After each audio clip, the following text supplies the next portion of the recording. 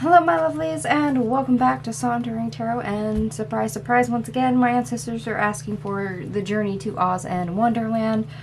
I've lost track of how many days in a row it's been that they've called for this deck, but this is what we're using. This is your daily tarot reading for the 16th of April 2024. Let's get started.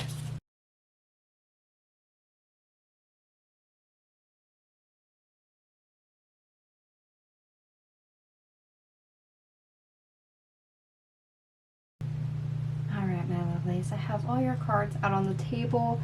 We have 2 aces, 7 major arcana, and we do have 10-10 as a synchronicity showing up for you. Best part of your day, we start off with the 6 of Pentacles, the Page of Pentacles, the Witch, which is an additional card in this deck, and the Hangman. Okay. Pay attention if your, spider senses are tingling. Believe it or not, you do have the foresight in order to realize sometimes you gotta pause. Sometimes you have to slow down, take a deep breath before taking action. It's that whole looking before you leap. Weighing the pros and cons, going, okay, we can't just have a knee-jerk reaction and go after something. We're going to stop for a second and assess the situation.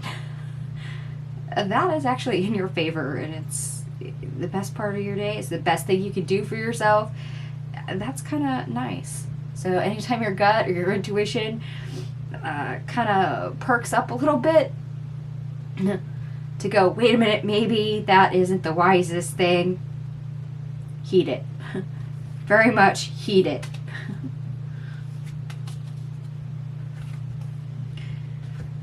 And for the worst part of our day, believe it or not, we have 4 cards, and 3 of them we had yesterday. We start off with the Star card,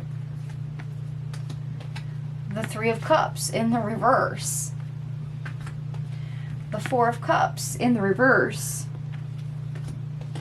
and the 10 of Pentacles. Yeah, your first reaction may not be the best one. Your first instinct may not be the best one. You have every intention of trying to better the situation for that initial knee-jerk reaction, that initial instinct to respond, to engage. However, you do it without thinking, and it may not have been thought through. You have the best of intentions. You have every intention of fixing it, to heal it, to correct it, but you might accidentally end up sabotaging the situation if you don't take that moment to actually look before you leap, to actually get all the information.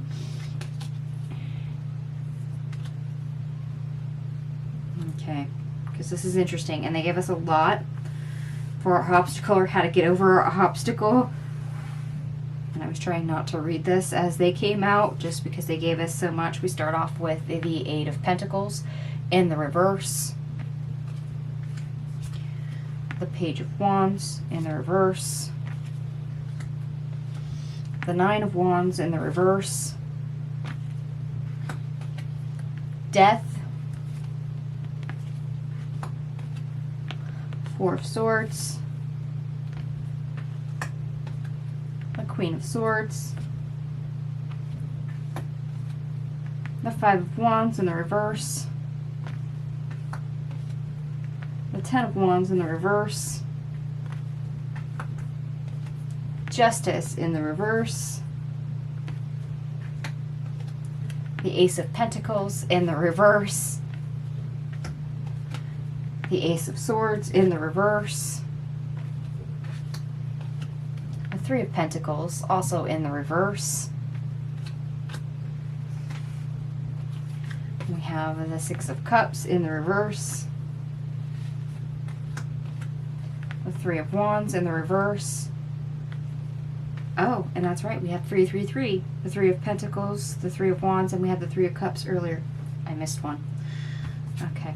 The 5 of Cups, the Knight of Cups in the reverse,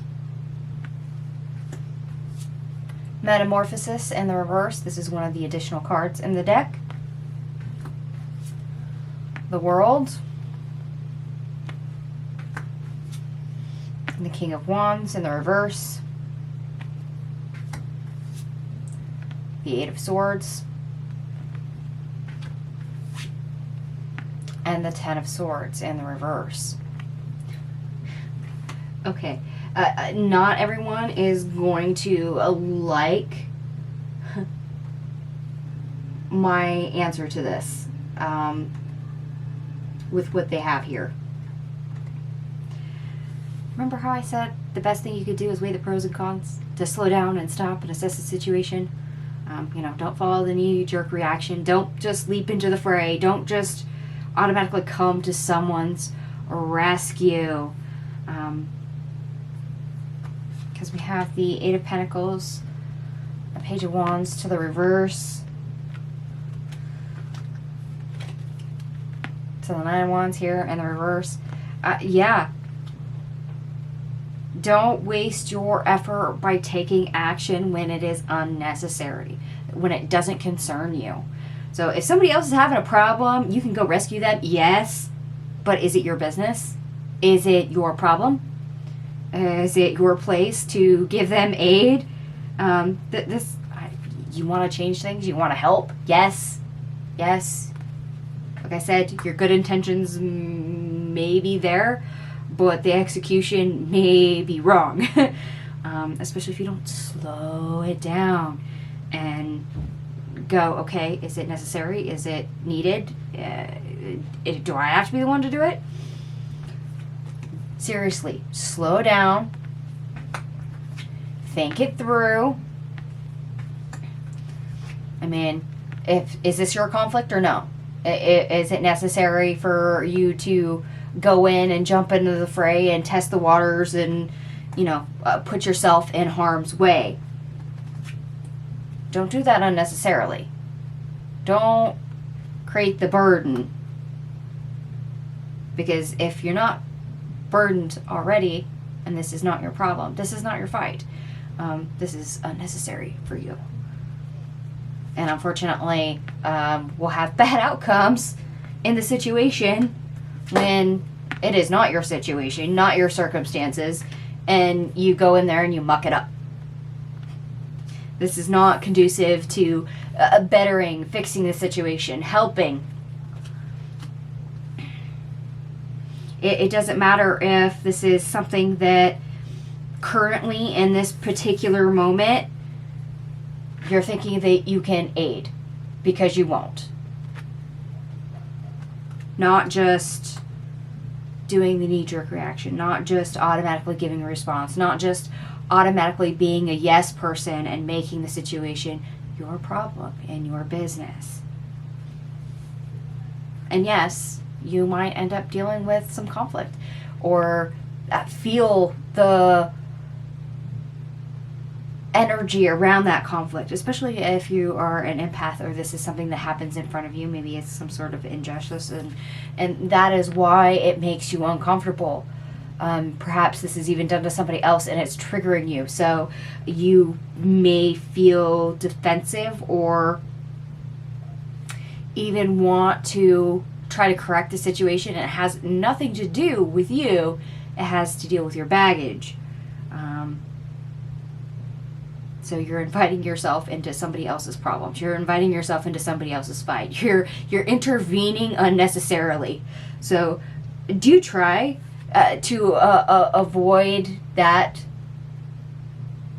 I mean, you're not going to change much of anything. You'll probably make it worse. Let it resolve itself. My God. I can't make this any clearer. Let it resolve itself. You will probably not like the taking the back seat, to biting your tongue, to biting your lip, to do nothing and let the situation play out. Let it continue. You probably think that, oh, those two are fighting over there. They're my coworkers. They're distracting. They're starting to get irate. And, I'm going to go over there. I'm going to say something. I'm going to put a stop to it. No. Don't jump in the middle. Don't intervene. It's their problem, their circumstances.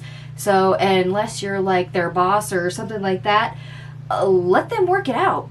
Let them, do them.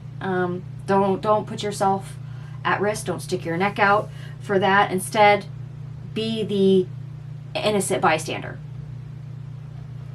Or for those of you that have watched Flushed Away, be the Millicent bystander.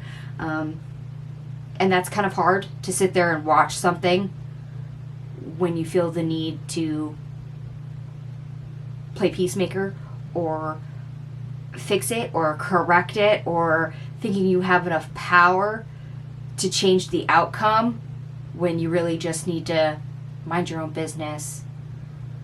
Keep your head down, keep on working, bite your tongue, and do you. That is hard. Especially when your first instinct is to go after the situation. No, slow it down, going, all right, is it wise for me to do this or not? Best part of your day, best thing you can do is slow your roll and weigh the pros and cons. Is it your fight? Is it your business? Is it necessary? Is that worth doing, or is it going to come back and bite you in the butt? In this case, it looks like it's going to probably come and bite you on the butt, and you're going to bite off more than you can chew by jumping into the middle of things. Whether that is because you're going to get somebody who's irate going, hey, this is not your problem, this is not your conversation, what are you doing? Or for like the circumstances at work scenario I gave you, you could actually get in trouble with the higher ups because you were trying to stop a fight and instead you were part of the fight by the end of it, and everyone gets in trouble. It doesn't matter if you had good intentions of trying to prevent a fight or get them back on task or anything like that. You're just going to see the circumstances be applied to you as well. You're now a part of the problem. Maybe not the cause of the problem, but a part of the problem, and you'll be disciplined as well, just as an example. This is why intervening and jumping into the fray is probably not in your best interest. So slow down. Weigh the pros and cons. Put yourself on hold. Take a step back. Take a deep breath. And even use your gut if you have to, going, is this right? Do I really need to take the opportunity to step in? Okay. I know somebody out there probably really doesn't want to hear that, but there it is. I did add up all your cards, by the way. Everything here adds up to 224. So that reduces to 8 in numerology, which is strength and power. Okay. It's awesome if you think you have the capability of changing something or influencing something. That doesn't necessarily mean you have the power to. You are only responsible for what you say and what you do. You are not responsible for other people. You are not responsible for what they say. You are not responsible for what they do. So if it is not your fight, it is not your problem, don't make it your fight and don't make it your problem. All right. And for those of you that do like the astrology portion, if I can bring it up because I had it up a second ago, the moon in Leo is opposite Pluto and Aquarius. Yeah, other people may be a bit hostile. You may want to jump right into fighting with them. Of course, that doesn't help. Step away from the drama. Be resourceful with your problem solving. It's literally what we see here. If it ain't your problem, if it ain't your circus, it ain't your monkeys, then don't try to be the ringmaster. Instead say, not my circus, not my monkeys. Alright, my lovelies, I'm going to go ahead and leave this here. If it resonates for you, by all means, give me a big thumbs up. It's a quick way to let me know that you resonate with the reading. Thank you so much for watching, and I will see you guys tomorrow. Bye.